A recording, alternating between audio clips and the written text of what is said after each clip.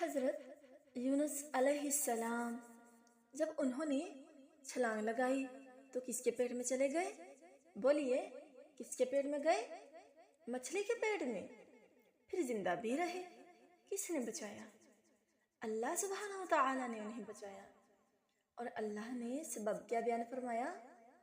فَلَوْلَا أَنَّهُ كَانَ مِنَ الْمُسَبِّحِينَ لَلَبِثَ فِي بَطْنِهِ إِلَى يَوْمِ يُبْعَثُونَ فَلَوْلَا أَنَّهُ كَانَ مِنَ الْمُسَبِّحِينَ اگر یونس علیہ السلام اللہ کی تسبیح بیان کرنے والے نہ ہوتے تو قیامت تک مچھلی کے پیٹ میں ہی رہتے۔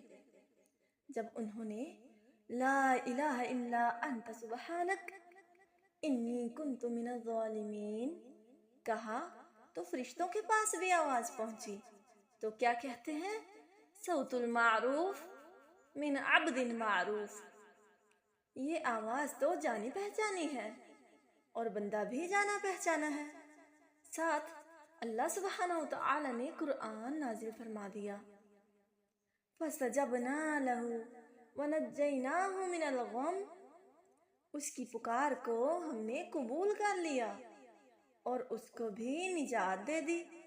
اور ساتھ اصول کیا بیان فرمایا؟